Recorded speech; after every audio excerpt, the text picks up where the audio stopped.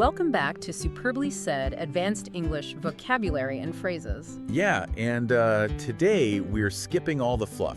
We're going right into the language laboratory. Wait, really quick, just before we get into that mission, I just want to remind you, our listener, that today's material is actually drawn from a SpeakDuo lesson. Oh, right, yeah. Yeah, so you can go to SpeakDuo.com to meet new people from around the world who are practicing English on video calls to become more confident with their English-liking abilities. Exactly. And so for today, this session is tailored specifically for advanced English learners, like people who really want to master the emotional weight of native-sounding phrases. Right, because knowing the definition just isn't enough at a certain point. No, not at all. You have to know the nuance. So to do this, we're going to track the vocabulary of success. And instead of, just going through a random list of words, we're tying these phrases to a narrative. Okay, I like that. What kind of narrative? Well, let's track the journey of, like, a modern entrepreneur, from that very first spark of a crazy idea all the way to securing their future legacy. I mean, I hear you, but an entrepreneur's journey, isn't that, I don't know, a bit cliche for a language lesson? It might seem that way on the surface, yeah. But the whole crucible of building something from nothing, it perfectly highlights the intense emotional stakes that you need to use these phrases correctly. Oh, okay. High stakes demand high impact vocabulary. Exactly. So let's start at the absolute beginning. Every massive achievement starts with a major catalyst, right? In modern advanced English, this is increasingly being referred to as a canon event. A canon event? Yeah. Our source defines a canon event as a crucial, unchangeable life moment that permanently shapes the future. Okay, let me just challenge that right away. Because isn't that just a trendy way of saying a turning point? Like, if I use canon event in a really serious professional conversation, won't people just think I'm being, overly dramatic? It is dramatic. But purposefully so, right? That's the exact nuance you need to grasp here. A turning point is just a change in direction. Right. You could have a turning point on a random Tuesday just because you, decided to try a new coffee shop. It's passive. But this phrase canon event, which actually exploded into the culture recently through that movie, Spider-Man, across the Spider-Verse, it means a fixed node in your timeline. Oh, wow. Okay, that's something that's destined to happen. Exactly. A tragedy or a triumph that absolutely must happen to forge who you are. It has this irreversible gravity to it. You literally cannot undo it. I get it now. So it's like the difference between just changing lanes on a highway and the bridge literally collapsing behind you so you can never go back. Precisely. You only use this when the stakes are absolute. That makes the usage crystal clear. So, if you were, say, answering an examiner in an IELTS Part 2 speaking exam about a major life change, you could say, choosing to drop out of university to start my first company was a true canon event. It completely redirected the trajectory of my entire life. That's a perfect example. Or maybe, moving abroad at 18 was my canon event. I could never go back to who I was before. Yeah, exactly. So our entrepreneur has had their canon event, right? They're on this new, unchangeable path. What's the immediate next step? They start working, I assume? Right. But the specific phrase is they have to buckle down. Figuratively, this means to focus intensely and work hard on a specific task. See, I use this one all the time, but I'm curious about the actual mechanism here. Like, why not just tell my boss I need to work hard on this? Because working hard is just a general state of being. You can be a hard worker your entire life while juggling 100 different things. But buckling down is about isolation. It's about immediate pressure. So it's more intense. Way more intense. A lot of people compare it to buckling a seatbelt, but I actually think a better analogy for an advanced learner is a submarine preparing to dive. Oh, I like that, like Yeah. a submarine dive. Yeah. Think about it. When a submarine dives, it seals the hatches, right? It closes off all external communication, goes totally silent, and just focuses entirely on handling the massive pressure of the deep water. Wow, yeah.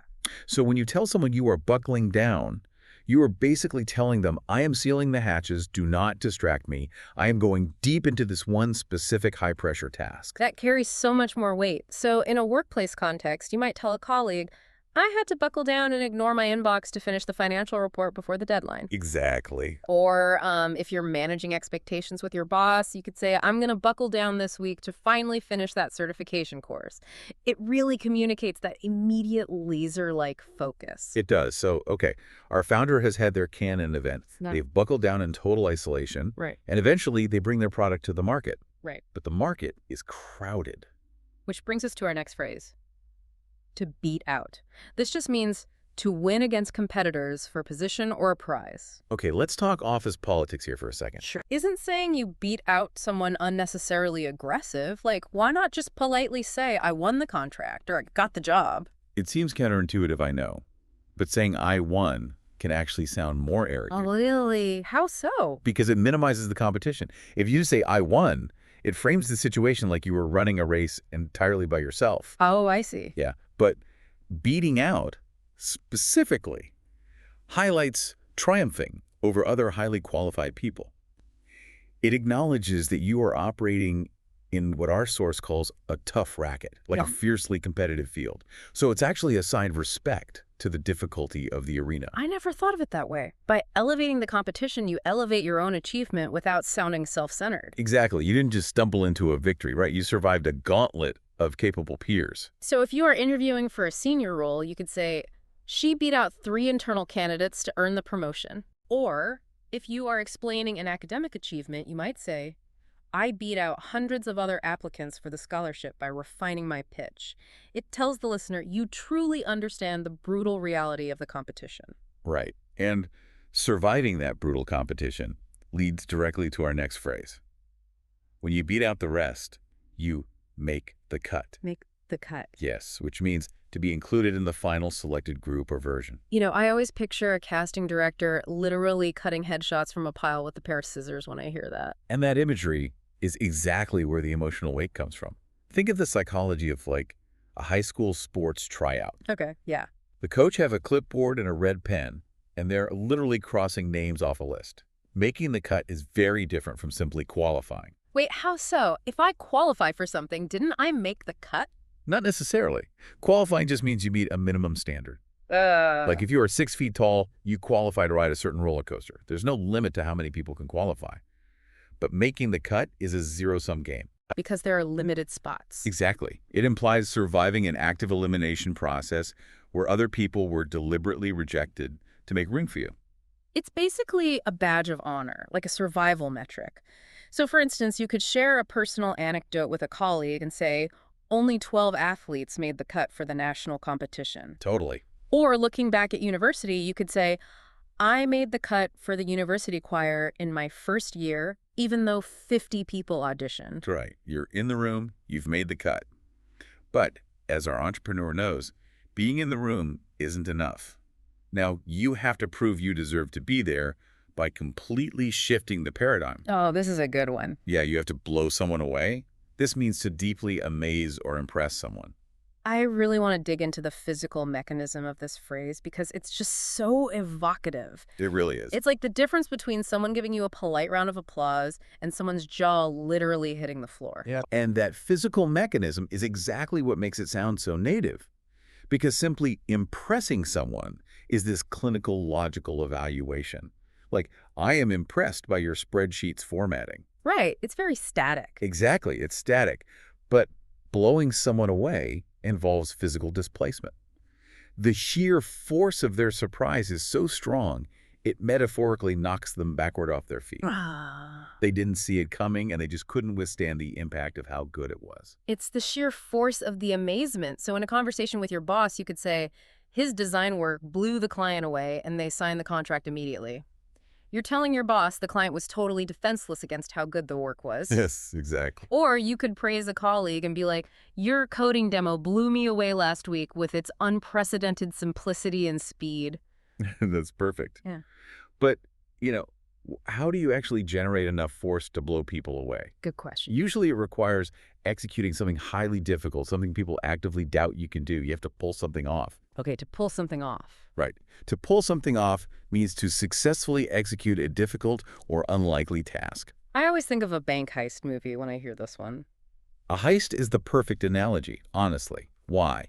Because in a heist, everything goes wrong. The alarm trips, the guard wakes up, the getaway car stalls. Right. There's always a complication. Exactly.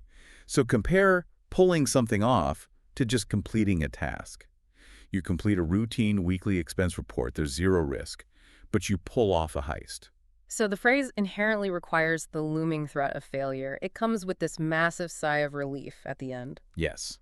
It implies that you were overcoming immense odds, navigating sudden setbacks, and just generally doing the impossible. So in a work context, you might say, we pulled something off by finishing the app launch in 2 weeks despite massive server failures. Yeah. Or in your personal life, responding to a friend, you could say, they somehow pulled off a surprise party without anyone noticing the plans. You did the impossible, totally against the odds. And doing the impossible doesn't just benefit you in the present moment, it sets up the future. Which brings us to our next phrase, pave the way. To pave the way. Yeah. To pave the way means to prepare conditions that make future progress possible. Now I have to ask, how is this different from just starting or founding something? If I start a new department, aren't I paving the way? Not necessarily, and Yeah. this is where advanced learners can really level up their vocabulary. Starting is an action you take for yourself, Okay. but paving the way specifically implies a kind of sacrifice for others. Think of the ancient Romans literally laying down heavy cobblestone roads across Europe. Oh, that's a great visual. Right. The soldiers breaking their backs laying those stones weren't doing it for a casual stroll. They did the brutal foundational work so that entirely different armies, centuries later, could march smoothly. Wow, so it's really about laying the foundation for future generations or future projects. It's almost selfless. It is. So in an academic or like an IELTS context, you could say, her early research helped pave the way for later discoveries in renewable energy. She basically laid the cobblestones. Exactly. Or for your own career, I took extra training and established new protocols that paved the way for my entire team's promotion. Perfect. Which brings our entrepreneur's narrative to its final horizon line. Looking at what happens next, we have the phrase, go down the road. This simply means to happen in the future, or later on. Let's dissect this one a bit. Is there a true nuanced difference between saying down the road and just saying in the future? A massive difference, actually, in the future is this vast, abstract, almost sci-fi concept. Flying cars are in the future. Right. But down the road implies sequential timing based on current momentum. Yeah. It tells the listener, look, we are already in the car, the engine is running, we are driving on the road, and we will hit that specific mile marker eventually. Oh, I love that. Yeah, it's an inevitability tied to a current path. It's a highly strategic phrase. You might hear it in an executive boardroom. We aren't launching internationally today, but new roles may go down the road as the company scales. Exactly. Or if you are discussing your own ambitions, I think leadership opportunities will go down the road for me as I gain more managerial experience. The momentum is already there. Spot on. Yeah. So our founder had their Canon event. They buckled down like a submarine, beat out the competition in a zero-sum game, made the cut when the red pen came out, blew everyone away with the force of their product, pulled off the impossible heist, paved the cobblestones for their successors, and are now looking at what's down the road. What an incredible journey through advanced English. But, understanding the theory is only half the battle. Now it's time to test your knowledge with our interactive quiz. Yes. We have 8 questions based strictly on the phrases we just covered. And the way this works is we will read the prompt and give you option A, option B, and option C. We really want you to listen carefully. Right. And feel free to pause the audio here if you need to think about the answer between the options and the reveal. Definitely. And then we will immediately reveal the correct answer and explain why. Okay, let's dive into it. Question 1. Which sentence uses the idiomatic phrase buckle down correctly based on context? Let's hear the options for buckle down. Option A. The professional leather belt manufacturing technician was instructed to buckle down the finished products before the warehouse shipment. Okay, got it. Option B. The deeply frustrated young retail clerk aggressively managed to completely drop a white line. Or option C. With the research submission due in 2 days, I finally had to buckle down and ignore all other distractions to finish the final draft. Well, the correct answer is definitely option C. Option C. Yeah, remember our submarine analogy. To buckle down means intense, isolated focus to finish that final draft under pressure. Option A is a purely physical, literal action of using a belt buckle, which totally misses the emotional weight native speakers use. Right. And option B. Option B, well, I'm not even sure what dropping a white line means. It sounds like an incredibly confused AI-generated distractor. Seriously, some of these distractors are hilariously surreal. Okay, moving to question 2. Select the context where the phrase beat out is most appropriately used figuratively. Let's look for the right context for beat out. Option A. After 3 rounds of intense interviews, she managed to beat out 20 other highly qualified applicants to land the senior developer role. Okay. Option B. The professional carpet cleaning specialist was instructed to beat out the dust from the office rug before the audit. Or option C. The incredibly clumsy warehouse inventory clerk accidentally managed to quickly buy some large systems. Which one properly uses beat out? That would be option A. Yeah. We talk about how to beat out means surviving a fierce competition, respecting the tough racket. Beating out 20 highly qualified applicants perfectly captures that zero-sum victory. Exactly. Option B is just literally striking a rug with a stick, which has zero advanced metaphorical nuance. Hmm? And option C is just another one of those delightfully nonsensical scenarios. Absolutely. All right, question 3. In which situation does someone accurately utilize the advanced phrase pave the way contextually? Again, listen for the proper figurative use of pave the way. Option A. The professional construction crew foreman was instructed to pave the way with fresh asphalt for the new driveway installation. Option B. Her pioneering research on renewable energy efficiency helped pave the way for modern sustainable practices across the entire engineering industry. Or option C. The completely terrified young wilderness traveler unexpectedly noticed an exceptionally massive, heavy tool chest. The answer is option B. Definitely. Because to pave the way means preparing the foundational conditions for future progress for others. Sure. Her pioneering research laid the metaphorical cobblestones for modern practices. All right, whereas option A is literally physically pouring asphalt. Exactly, completely literal. Okay, question 4. Which response best demonstrates the advanced phrase canon event figuratively? Let's find the true timeline-altering canon event. Option A. Choosing to drop out of university to start my first company was a true canon event. It completely redirected the trajectory of my entire life. Okay. Option B. The professional historical warfare recreationist was instructed to canon event the artillery piece during the battle demonstration. Or option C. The incredibly clumsy warehouse inventory clerk accidentally managed to quickly catch that white balance. Option A is undeniably correct here. Yeah. A canon event is that crucial, unchangeable moment like dropping out to start a company where the bridge collapses behind you. Yeah. It has absolutely nothing to do with firing literal historical weapons, as awkwardly suggested in option B. We're halfway there. Question 5. Yeah. How would a professional accurately use the phrase make the cut contextually? We're looking for the survival metric of make the cut. Option A. The professional kitchen knife sharpener was instructed to make the cut precise and clean on the test paper. Option B. The completely confused amateur theater group unexpectedly decided to proudly paint a clean frame. Or option C. After reviewing over 500 applications, only 10 candidates were invited for the final interview. I was relieved to make the cut.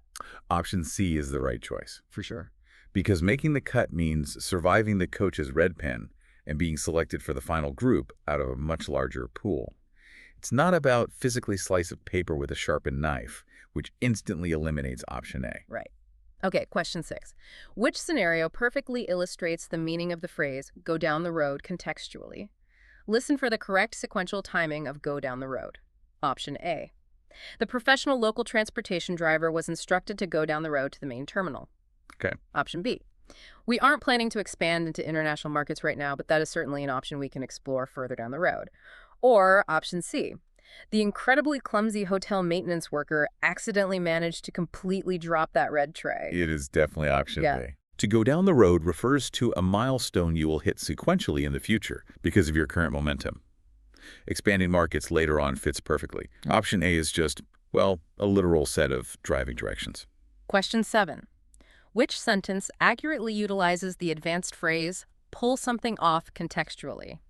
Let's see who can execute the heist and pull something off. Option A. Despite the technical failures during the initial setup, the team miraculously pulled off the product launch exactly on time. Option B. The professional car repair technician was instructed to pull something off the engine block during the maintenance check. Or option C. The deeply confused young kitchen assistant accidentally managed to quickly slice a fresh piece of off. Option A is correct. Option A. Right, to pull something off requires the looming threat of failure, like miraculously launching on time despite massive technical failures. It is not physically detaching a car part like in option B, and I honestly have no words for whatever slicing a piece of off means in option C. That one was my favorite. And our final question, question 8. Which of the following statements correctly uses blow someone away figuratively? Let's find out how to truly blow someone away. Option A. The professional high-powered industrial fan operator was instructed to blow someone away during the wind tunnel testing. Okay. Option B. Her innovative coding demo managed to completely blow someone away with its unprecedented simplicity and speed. Or option C.